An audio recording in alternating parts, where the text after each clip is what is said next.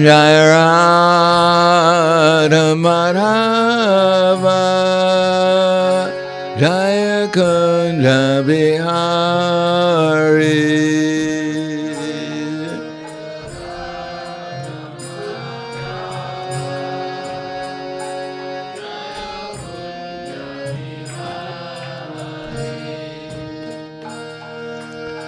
Gopijana Ballabha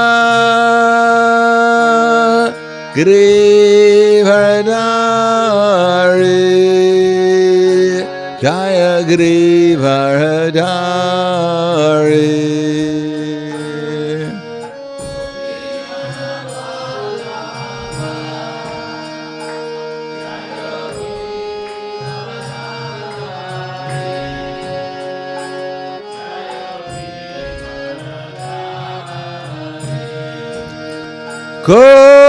Gopijana Ballabha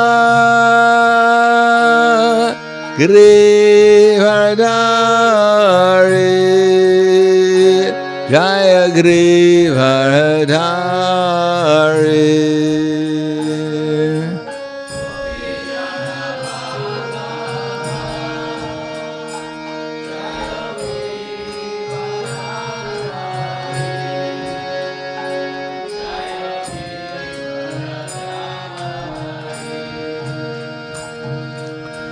Gopijana Ballabha Girivardhari Jaya Girivardhari.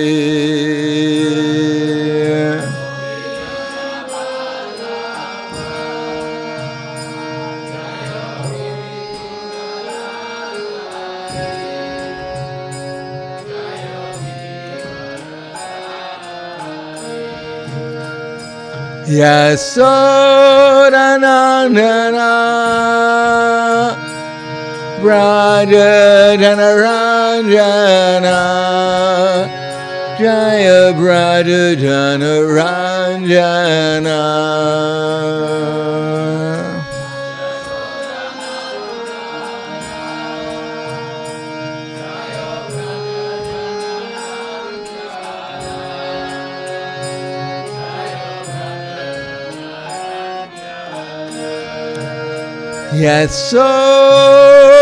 Yasodanandana Raja Janaranjana Jaya Braja Janaranjana.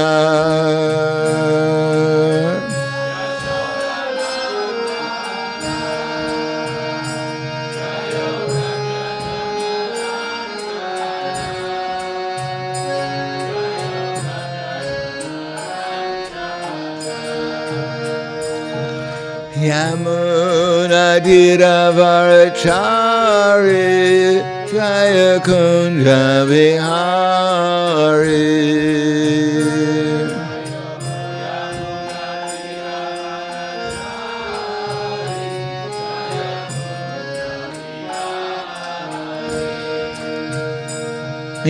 Yamuna Dhiravarachari Jaya Kunja Vihari.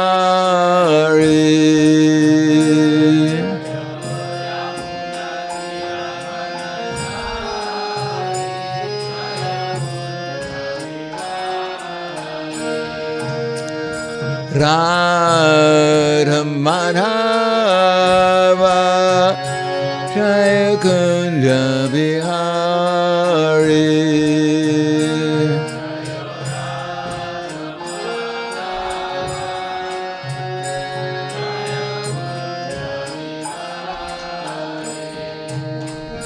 Jaya Radha Madhava Jaya Kunja Vihari.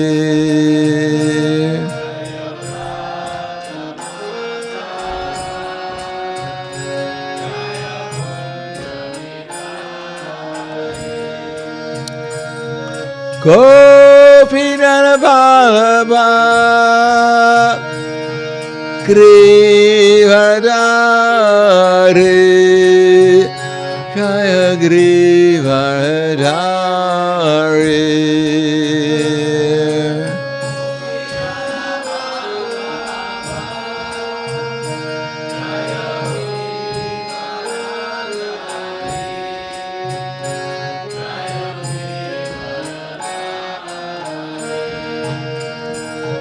Gopidana Balaba Grivardari Jaya Grivardari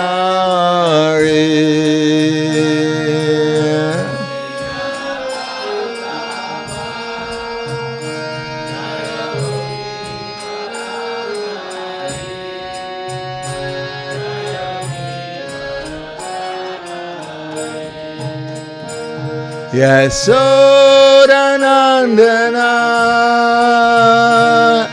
Raja Janaranjana Jaya Raja Janaranjana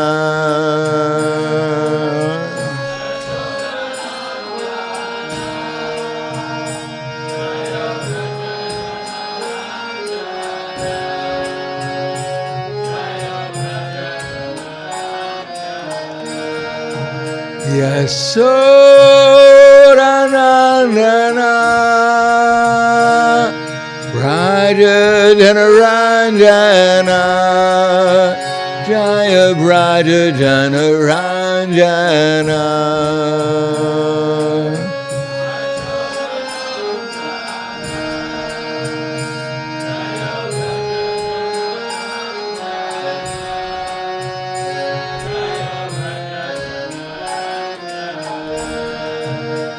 Yamunadiravarachari Jaya Kunja Bihari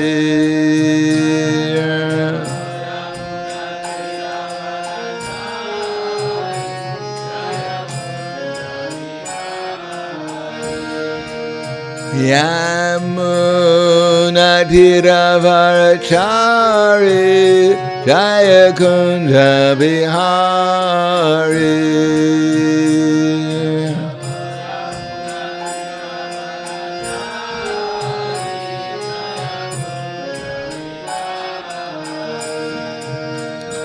Radha Madhava Jaya Kunja Bihari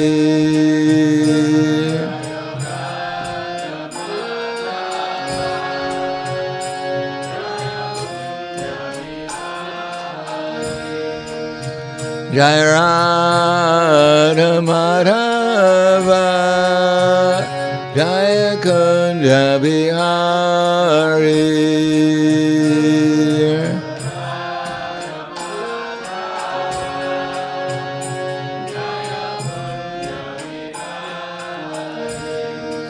Jaya Radha Madhava Jaya Kunja Bihari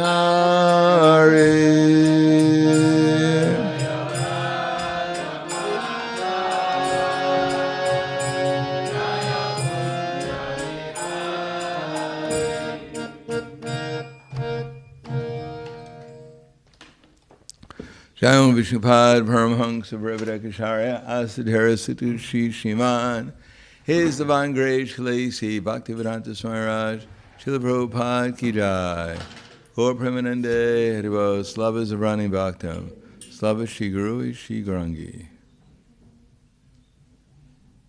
Om Agyana Timirandasya Garanjana Salakaya Chaksur Militam Yena Tasmai Shri Guruve Namaha Shri Chaitanya Manobishtam Stapitam Yena Bhutale Swayam Rupa Kadamayam Tadati Swapadantikam Vandeham Shri Guru Shri Yuta Padakamalam Shri Gurum Vaishnavam Scha Shri Rupam Sagrajatam Sahagana Raghunatam Vitam Tam Sajivam Sadvaitam Savadutam Vrijana Saitam Krishna Chaitanya Devam Shri Radha Krishna Padan Sahagana Lalita Shiva Sakans Vitamscha, Hare Krišna Karna Sindho, Dinabandho Jagatpate, Gopesha Gopika Kanta, Radha Kanta Namostute, Tapta Kanchana Gaurangi, Radhe Vrindavaneshwari, Prishubhanu Sudha-devi, Pranamami Hari Priye, Vanchakalpa Trubhyascha, Kripa Sindhu-vyevacha, Patidanam Pavanebhyo Vaishnavebhyo Namo Namaha.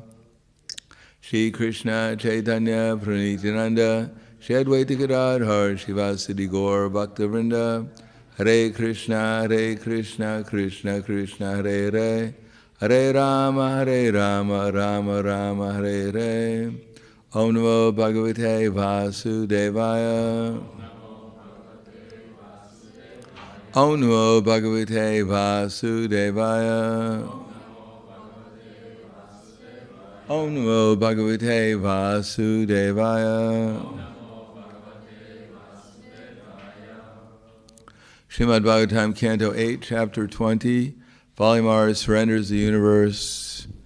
I think I read this yesterday. Text 12. Yep. We're beginning today with text 15. Text 14.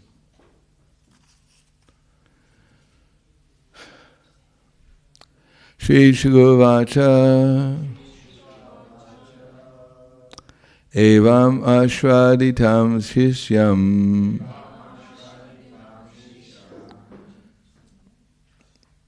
Anadesha Karam Guru Shashapa Daiva Prohitaha Satya Sandam Manasvinam Shri Shukuvacha Evam Araditam Shisham Anadesha Karam Guru Shashapa Daiva Prohita Satya Sandam Manasvinam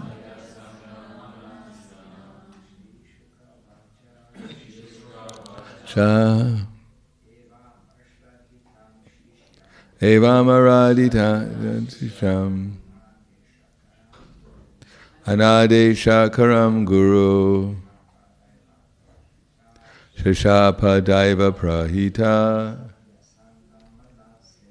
Satya Sandamanishvinam Shri Chuguvacha Evam Ashwaditam Shisham Anadesha Karam Guru Shashapa Daiva Prahita Satya Sandamanishvinam. Ladies. Uvacha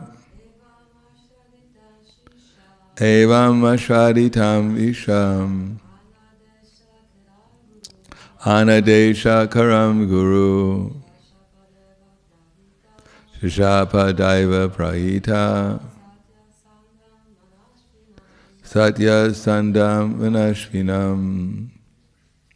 Shri Shuguvacha Shri Shukadeva Goswami said,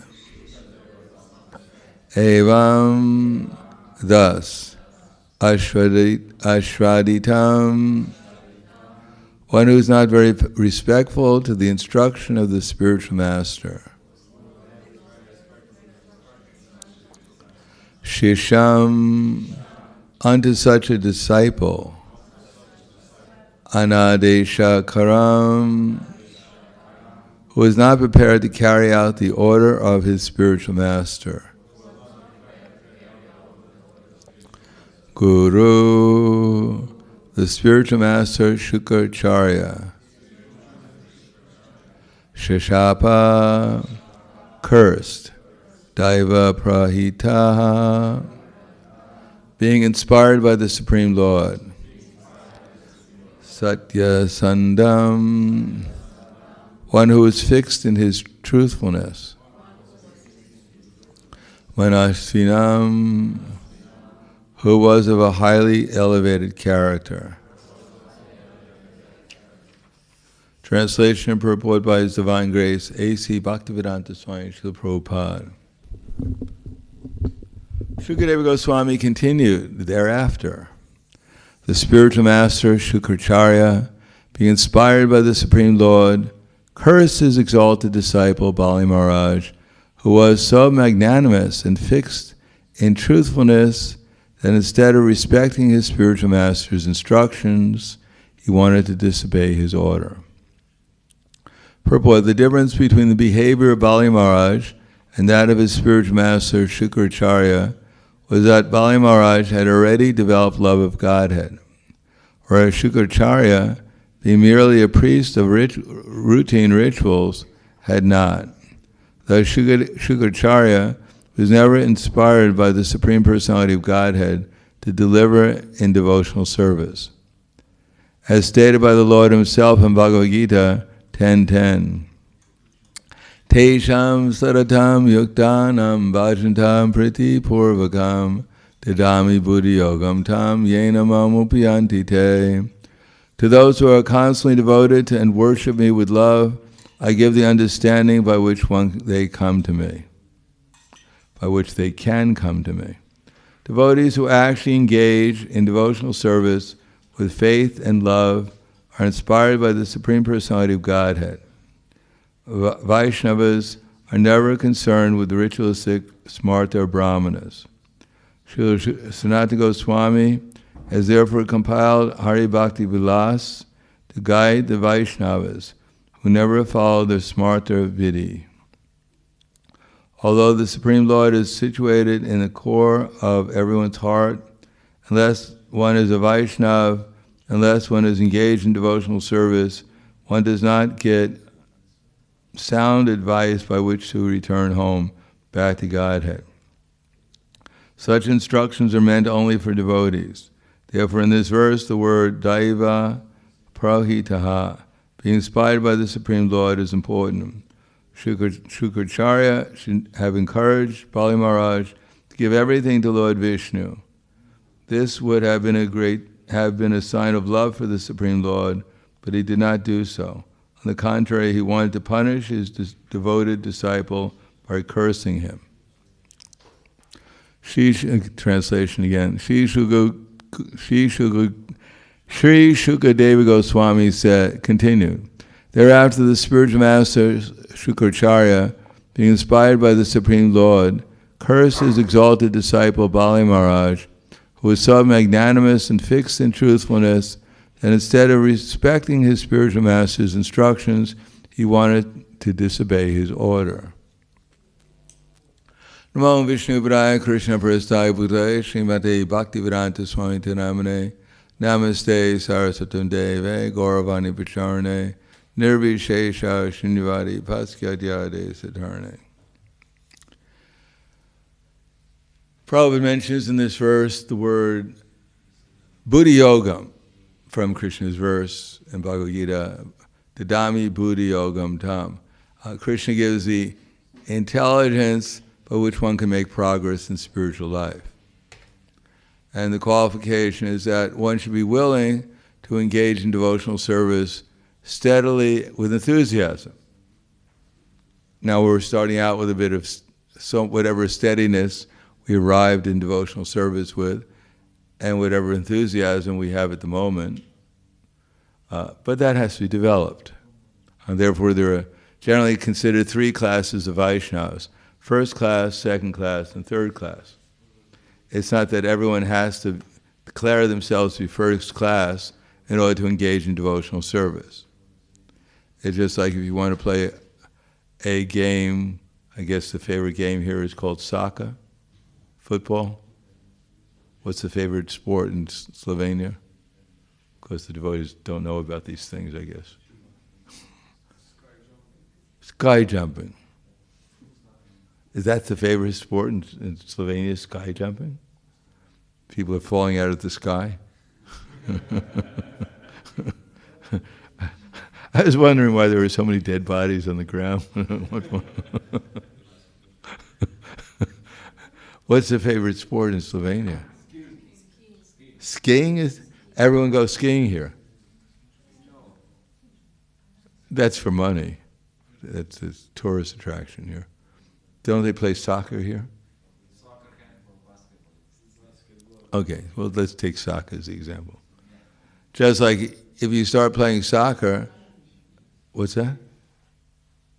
We have a climbing. Okay. Well, I'll take soccer as the example. Everyone has their favorite sport. Let's not fight.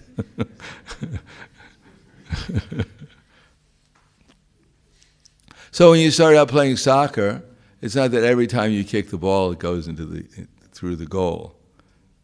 But still, you can be declared a soccer player, even though you're not a mountain climber, you're not a sky jumper, you're a soccer player because you're at least trying to kick the ball into the goal. And after some practice, then you become considered an expert first-class soccer player when you kick the ball in the goal more than anyone else.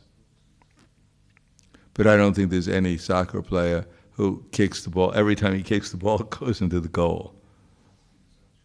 That would be, only Krishna could do that, or some highly empowered personality. So similarly, there's first class, second class, third class Vaishnavas, and the third class Vaishnava goes up to a certain level of spiritual attainment, which if you read the Madhurya Kandambini, you can find out the different stages. It's not that everyone is automatically on the same stage. Everyone in the temple is on one stage, everyone in the congregation is a different stage. Sannyasis, all of them are on the same stage. If you become a spiritual master, you must be on a certain stage, or else you're disqualified. It's not like that. It's actually depending upon consciousness of Krishna and unconscious or forgetfulness of Maya. And therefore Bhagavad Gita analyzes the stages of consciousness in many different ways so that we can hopefully understand, as Srila Rupa Goswami says in the Nectar of Instruction, or Prabhupada writes in the Nectar of Instruction in his purport, our first business is to find out what other devotees, what level of consciousness they're on. And why is that? Does anyone know?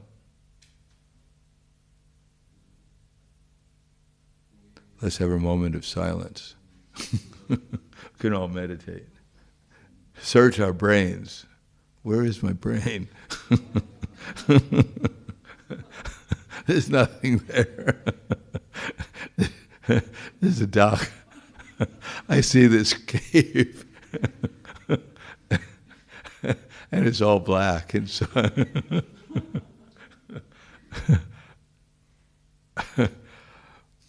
So, someone was about to say something?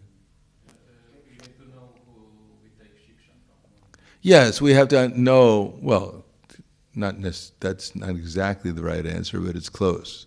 It's closer than anyone else's answer. No, the Nectar of Instruction, chapter 5, Prabhupada writes that at the end of the purport, the last paragraph, that our business begins with, our business is to figure out what level of consciousness others are on. And why is that? Why should we? And then the second thing is to find out what level of consciousness we're on. Now, why is it reversed? Shouldn't we find out what level of consciousness we're on, and then find out what level of consciousness everyone else is on? Why is that? Anyone have any idea? I don't have a right or wrong answer. We're not going to mark you as,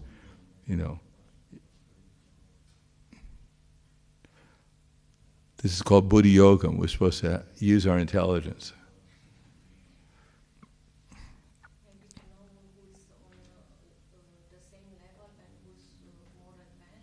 Why would we want? Yeah, of course. Why would we want to know that? So we can label, you fallen, no good for nothing. I always knew you were rotten. You pretender. I tell you to fall into Maya, but you're way below Maya.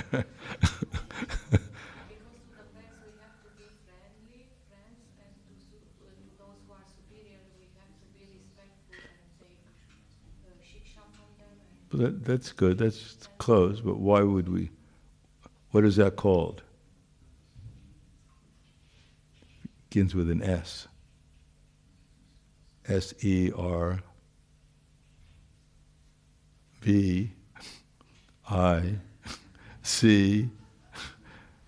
It's called service. Our business is service. So we're trying to figure out our first business is to figure out how to serve different devotees. And even to serve the innocent. So our business is service. It's called devotional service. And of course it should be with devotion. So, but at least service. So therefore we have to find out, if we don't know what level of consciousness they're on, how will we know how to serve them? And if we don't engage in service others, then how are we going to how is Krishna going to be pleased? Now the second thing is we should find out what level of consciousness we're on. So we know, why should we do that? Aren't we all on the highest level of consciousness? No? I'm surprised. Aren't we always thinking about Krishna all the time? Because after all, every time we see in the Bhagavatam and the Bhagavad Gita it says devotee, immediately think, yeah, that's me, that's right. I'm a devotee. Doesn't matter what I do, I'm a devotee.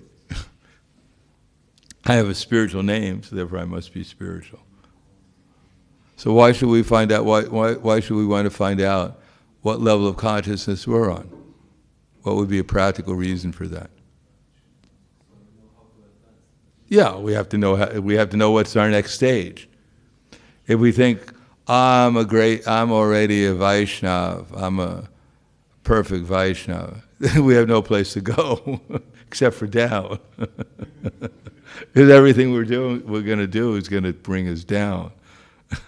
If you think you're already on the highest platform, no one can tell you that you're not, because no one can actually tell you what platform you're really on.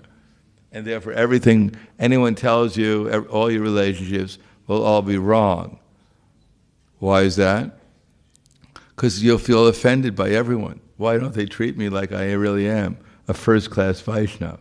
Why are they so fallen and envious? They're treating me like I'm a third-class devotee or a second-class devotee.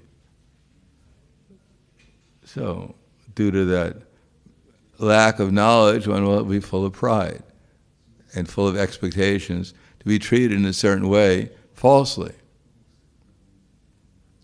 Therefore, one should understand one's own level, and therefore we have it's explained in so many different ways. Just like in Bhajana Kriya, we have 6 levels of Bhajana Kriya.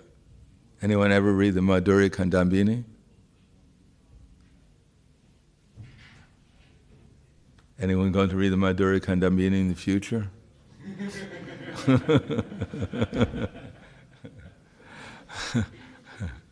This is by Vishwanath Chakravarti Thakur. Just want to make sure everyone had 2 hands here. So it begins with Utsahamayi, then it goes to Ganatarala. So Utsahamayi means what? Mukunda Madhava. What's that? Yeah, he defines it as puffed up with enthusiasm. Utsaha means enthusiasm. Mayi means false. Mayi is more or less like false enthusiasm.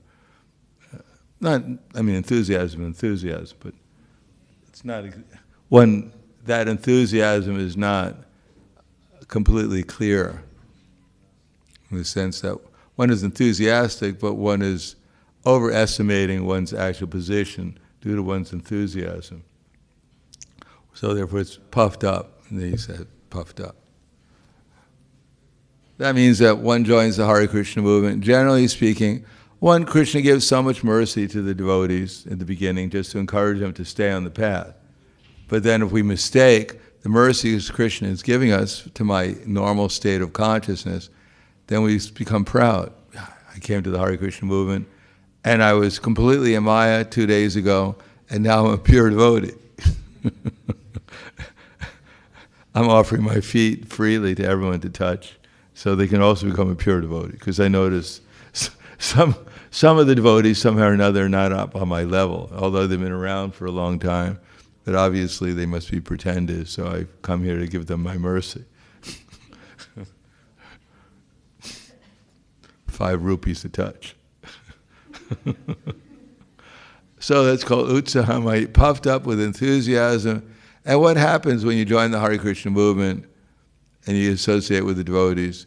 What usually happens? The devotees help you get puffed up more? Sometimes when they want something from you, they puff you up a little bit. But what do the devotees usually do? You come to class. How many people get puffed up after coming to class? Yeah, that's right, I always knew he was a Mahabhagavat. He convinced me by logic and reason. How many people get puffed up after coming to class? How many people become more humble after coming to class? How many people wonder why they come to class? What's the goal?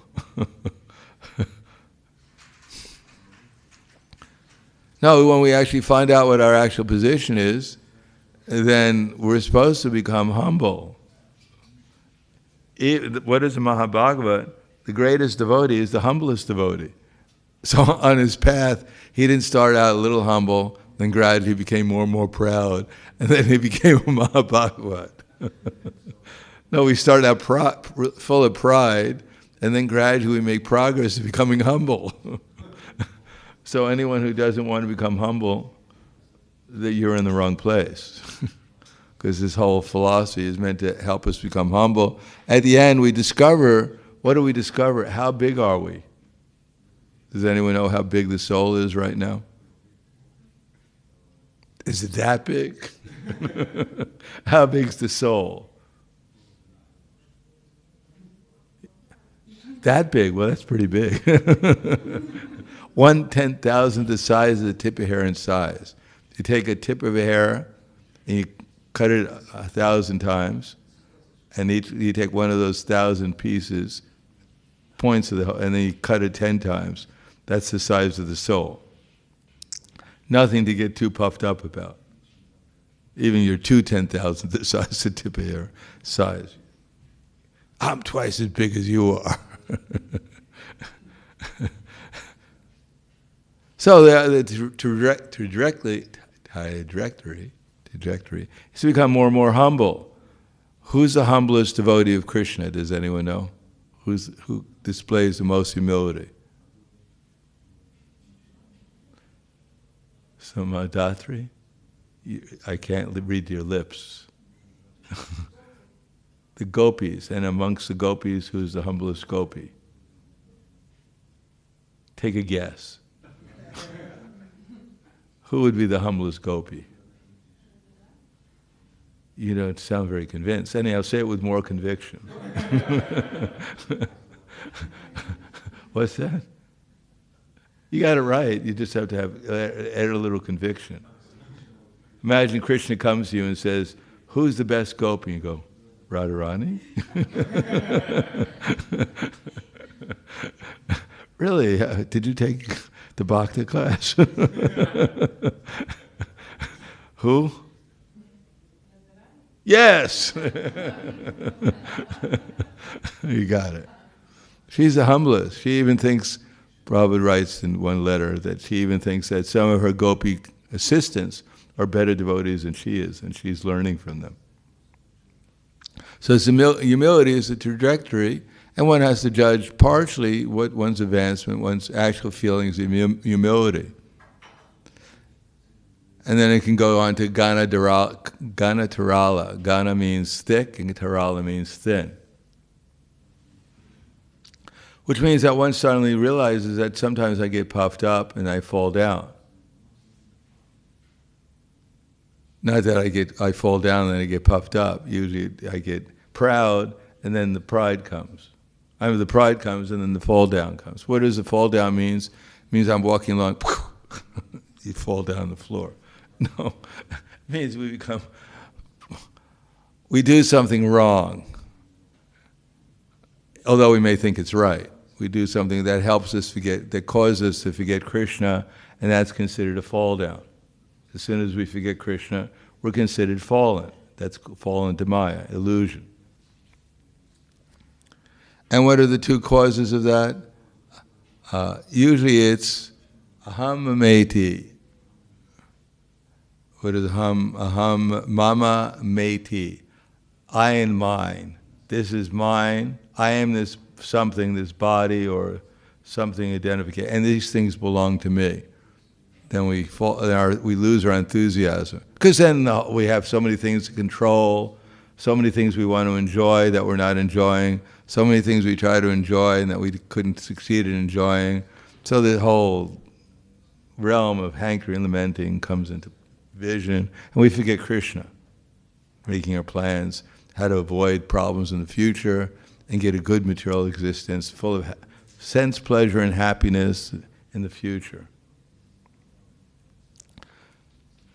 So that's called by aham. And what is aham mameti? I and mine, what is that called? Where does it all begin? What's that? Enviness. Yes, that's true. It's envious. Enviousness is the whole. But how does the enviousness manifest itself? Anger. What's that? Anger. That's a little down the line. That's a few steps down the line. It begins with, according to Prahlad Maharaj, Pumsa striya maitune bhavan etam tara mitar granti mahu ato griya kshetra sutapta vitar janasya moho yamahang mameti. That is Pumsa striya. We try to imitate Radha and Krishna. As soon as sex attraction, basically speaking, material world is based upon sex attraction. I am Tarzan and you are Jane. I am Mickey Mouse, you are Minnie Mouse. I am Romeo, you are Juliet. I am Krishna, you are Radha. So the whole material world is based upon that. That attraction between man and woman is the basic principle of our fall down. And therefore the Vedic culture tries to divide men and women up. And materialistic culture tries to make men into women and women into men. And something in between. Everyone falls in between eventually into... So materialistic culture is meant to unlimited sense gratification based upon, basically speaking, just lording it over. Man is supposed to lord it over woman, but woman actually has a way of lording it over the man. But it's all kind of like it's a play. Some people just try to directly lord it over, and some pretend that I'm actually a servant, and that way they lord it over. Take me, I'm your servant. Watch out. And then, Pumsa striya maituni bhavam tayor hridaya grant. Then there's a knot in the heart. Maya starts playing around with us. Then we get, from the contemplation of the senses, then from the attachment develops, and that's where it all begins, that attachment. You are mine, and I'm yours, and we are together forever and ever. Okay, and then all the plans come about, then the land. Nowadays people, here in Slovenia, I guess they have a little garden. And they get their house, their flat somewhere, and then their expansions. The intelligent ones are called their plenary expansions, and their less intelligent children, their partial expansions. And they get their Garuda in terms of a car. And they expand their kingdom. As Krishna is ever expanding in the spiritual world, so in the material world, everyone wants to expand their kingdom. And janasya moho yama. And in order to do that, one has to become more and more entangled in this conception. I am this body, and the things belonging to this body or in relation to this body are mine. And Krishna consciousness means to gradually become free from these things by engaging things more steadily in Krishna's service within our realm of influence with enthusiasm, which is the basic principle of love. Care, and then enthusiasm, and then affection, and then love. To do things carefully, and then with some enthusiasm, carefully doing it, then enthusiasm will develop as Krishna reciprocates with us, and we become more conscious of Krishna, then we feel transcendental pleasure in his association, and then from enthusiasm comes affection, and we see how loving Krishna is, and eventually our natural love for Krishna will manifest and blossom. So step by step, Gana Tarala, one sees that I'm not the greatest living entity that ever manifested itself in this universe or any universe. And then one becomes a little humble, and one becomes a little steady. And then one thinks, well, let me take a little vacation in Maya for a while. And then, and then one starts analyzing, wait a second, I'm going up and down like a yo-yo. Why am I going up and down like a yo-yo? Can someone help me? It's a little unpleasant. So the next thing, viyuddha vikalpa, war against sense gratification. So then one starts realizing that, I'm not so strict. Maybe that's the reason that I'm making so many plans in the future to how to become happy in this world, and therefore that's what my consciousness is going up and down like a yo-yo, because sometimes I want to be renounced and sometimes I want to enjoy, and I haven't figured out which one I really want to do. Therefore it's a war going on in my mind. Should I renounce or should I enjoy? Not that should I think about Krishna, that's way down the line for me. It's renounce or enjoy. So as it goes on, then one starts analyzing what is actually impeding me from actually remembering Krishna and being at least steadily engaged in sadhana bhakti with some enthusiasm. Now it's time for Mangalarti. Oh my God, I got to go. At least I got to satisfy my false prestige, If I don't go, people will start doubting whether I'm the best devotee in the temple. All right, I'll go. I'll put myself there. Oh, Krishna, I dare you to make me Krishna conscious. Didn't do it yesterday. Let's see if you can do it today. So at least steadiness in moving the body around, so it appears. Especially during japa. Oh, japa, my God. 16 rounds. This is torture. I thought this was supposed to be blissful. My mind was so peaceful until I started to chant. Then, torture. God, I got to get out of here. Maybe I should just cut my rounds down today. We'll go faster. Wow, that was a quick one. I feel so much better. So one has to control one's mind a little bit and analyze, what am I doing here? Is the holy name really torturing me, or is my mind torturing me? Do I really want to live with this mind forever? So every time I try to do something spiritual, it tells me, oh God, this is horrible. You're being tortured, show your independence. Get determined, leave immediately. You have free will, you don't have to be here. You're not a slave to the holy name. It's just a vibration like anyone else, any other vibration. Anyhow, we can go on, but we'll stop there. Thank you. Any questions or comments? Yes.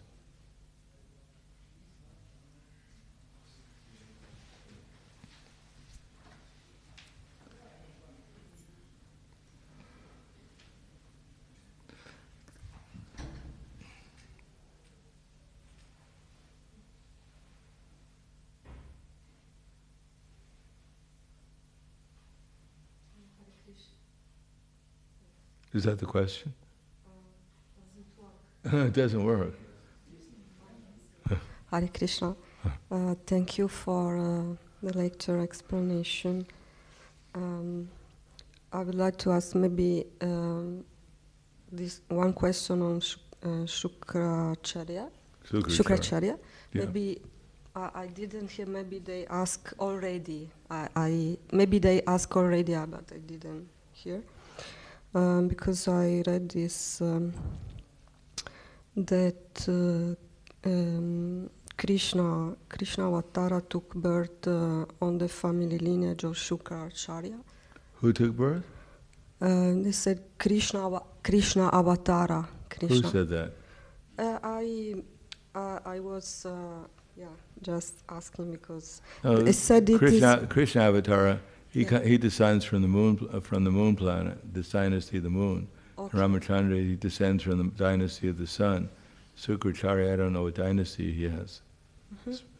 Shukracharya is generally, as it says here, he's a ritualistic priest. But anyhow, he doesn't.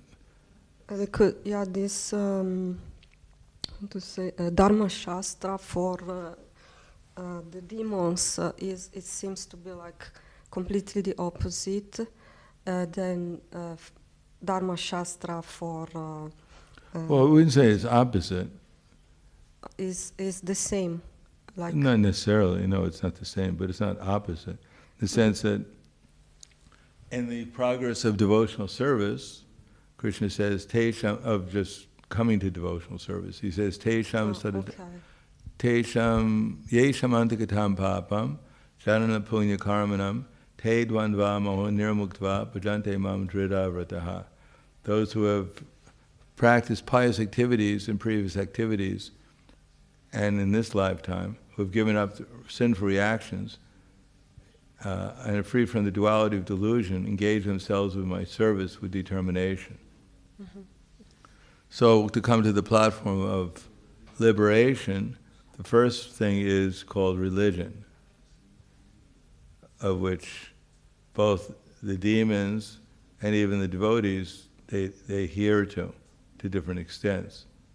For instance, religion means truthfulness and austerity, mercy, and cleanliness. Mm-hmm. So even the Shukracharya, who's on that level of teaching basic religious principles, that's in the Shastra, how to regulate the senses. But beyond that, then there's the question of those who practice religious principles who have acted piously. So even the demons come up, they generally don't come up so much to the level of piety, which is ultimately devotional service. Although, for instance, they do sometimes, like Jarasandha was very pious in giving charity, although he was a demon, because he didn't accept Krishna.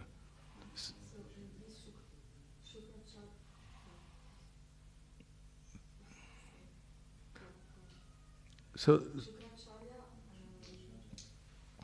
cursed Bali Maharaj, but actually he said to him to give charity, to give him charity. So he's angry with Bali Maharaj. Yeah, when you're in the material platform of consciousness, which is, extends from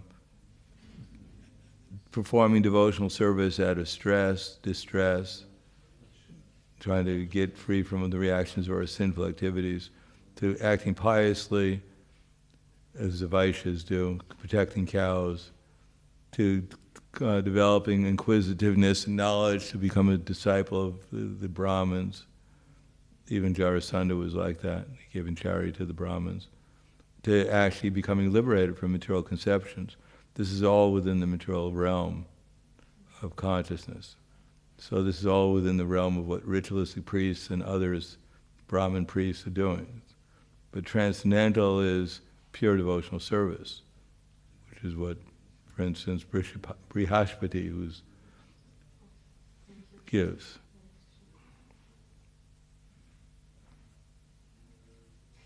Okay. Anything else? There's two more. Okay.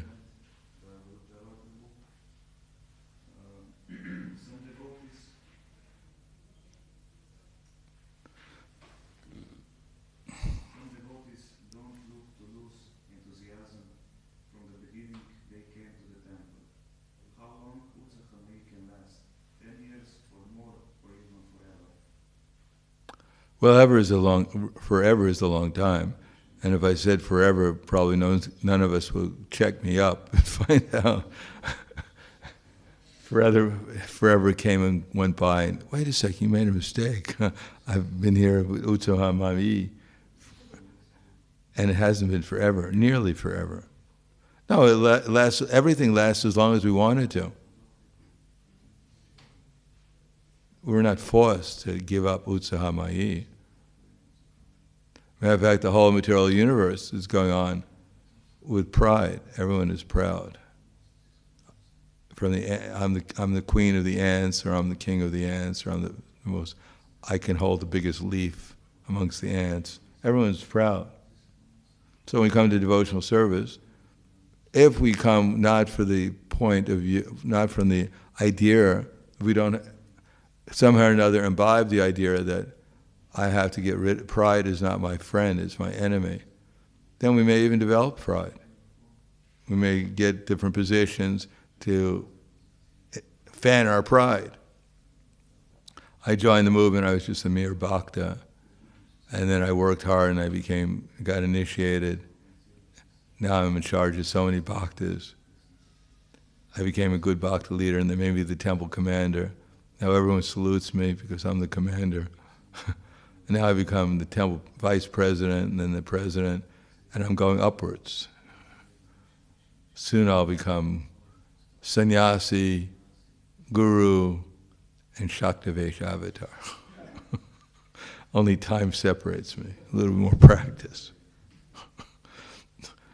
So one could become like Daksha. Daksha was head Prajapati. He walked into the sacrifice, and everyone stood up, all the demigods stood up, because he was effulgent. Except for Lord Shiva, and I guess Brahma didn't come, and Vishnu didn't come, but Lord Shiva didn't come. He came, he didn't stand up. So Daksha became angry. Why aren't you standing up? Everyone else is standing up. Why aren't you standing up? So he was proud. He didn't understand Lord Shiva's position, didn't understand his position. He thought they were standing up to him. They didn't realize they were standing up because he was an empowered servant of Krishna. Because Krishna was empowering him to do a certain service. And therefore, actually the respect belonged to Krishna, not to him. And therefore he was proud, and he fell down, got a goat's head. So it could last for a long time. And it could go really quickly.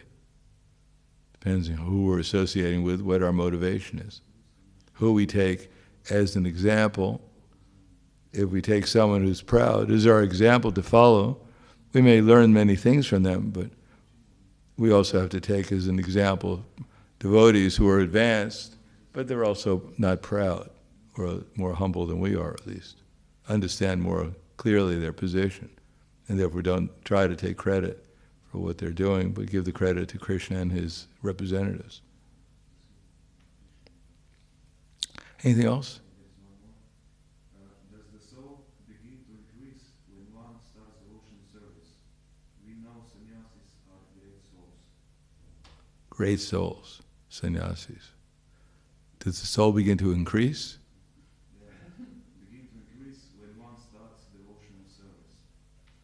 Well, it's compared to watering a seed, but actually that seed is sadhana bhakti, but the soul in the spiritual world, he manifests the spiritual body, but there, exactly how big he is doesn't really matter, because everything's relative anyhow.